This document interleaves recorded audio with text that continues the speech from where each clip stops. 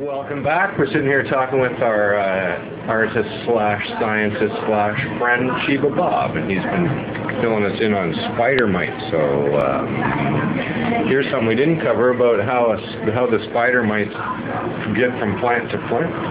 Yeah, spider mites are amazing. On their scale, spider mites are considered a fast insect because they're tiny size. They're a tenth of a millimeter in size, and yet you can visibly see them moving on a leaf and fairly quickly if you look close enough. So they're going fast. So on their scale, they're cheetahs. They're running at top speed, so they're fairly quick. They can cover probably about 5 inches an hour. Now, on a scale of their size, but 5 inches an hour, if you add it up over the course of the day, they can go a meter. Yeah. So traveling from plant to plant, if your room is crowded and you have plant-touching plants, a mite infestation will travel much quickly across the room because they're using the leaves as highways. You wonder, a lot of growers will separate their plants and still get a mite infestation crossing the room. And how are the little buggers doing that? Because you bear in mind, a mite deprived of its food source for more than a 12-hour period dies. All right? So how do they get there? If they can only move this far an hour, how do they get to the other plant? They get there by hitchhiking. They lay their eggs like a little pearl. Awfully hard to see without at least 50 power magnification, but there's a little tiny stalk, a thread-like stalk on the underside of the leaf attaching that. So it's actually suspended a little bit from the bottom of the leaf. What happens is whitefly or fungus gnats, which are normally harmless to your plants, walk around on the underside of the leaf, get them all over themselves. Insects have serrated legs, especially order Diptera, like a fungus gnat, has little serrated legs. So all these sticky cables with mite eggs get stuck to his legs. So what does he do? He flies to another plant, and as insects do, they clean themselves constantly.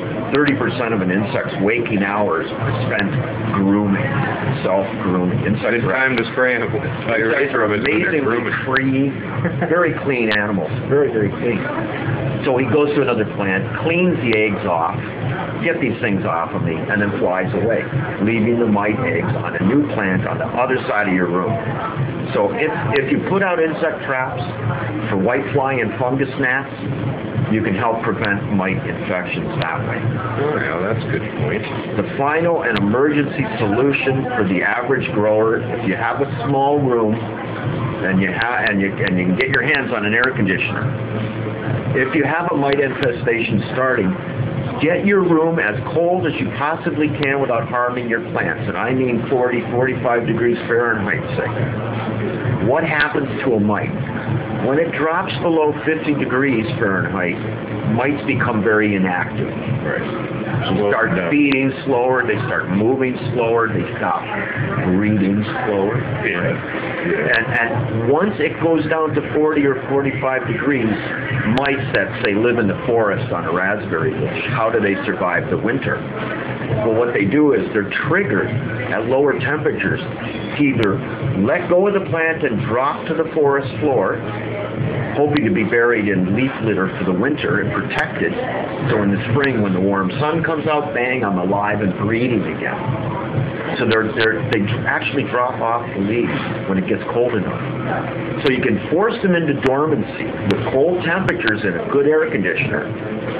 So at least you have that valuable time to treat your plants before it infects. It's like stopping an infection before you lose the arm. Yeah, right. Right? So get your room cold, get the mites dormant, and then spray thoroughly at your leisure. If it's cold enough, your plants will go into what's called a stasis period.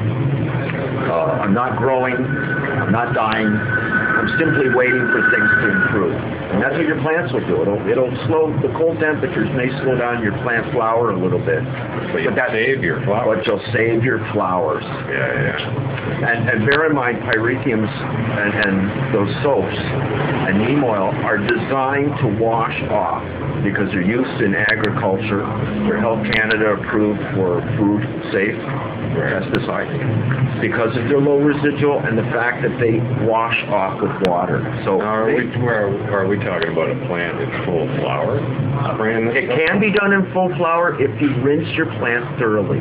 Like I said, put it on, give it 20 minutes to a half hour. It's already killed anything it's going to kill. It's done so in that first half hour. Yeah. Then thoroughly rinse your plant. I mean, put it in a shower and turn it on. Soak that bugger. Make it like a downpour rainstorm. Mites in the wild, outside of other predators, which don't really affect them that much because there's simply too many of them. The one thing that kills more mites than anything else, rainstorms. A thunder shower will kill billions of mites that are, in a given neighborhood. And why? Because they're not all that good at hanging on. So you think about on their size, like I said, 1/10 of a millimeter, and that raindrop pounds on that leaf. It's like somebody emptying a swimming pool on your back, considering their scale. Yes. So they drown. They get knocked off the plant and they drown. And a good rainstorm is probably one of the only reasons we're not up to our necks in these little creatures.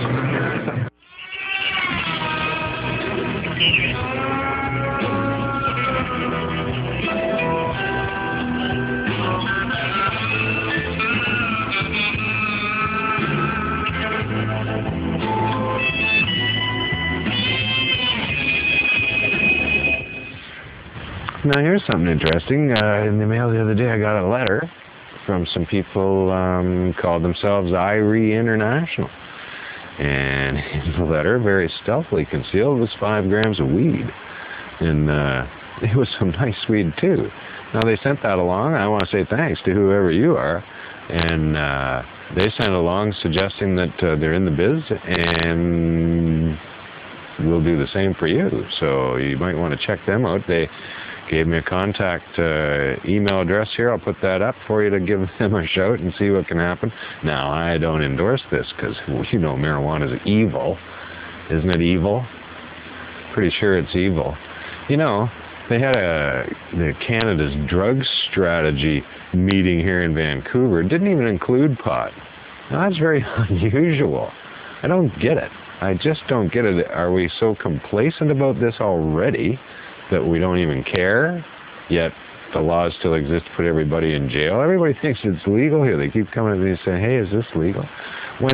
How long has it been legal? Well, it's not. And there are putting people in jail, like Carol from Kine and some of her co-workers. So I don't understand what's going on here in Canada. This just seems to be a joke, but we're paying a heavy fucking price. The joke is on us.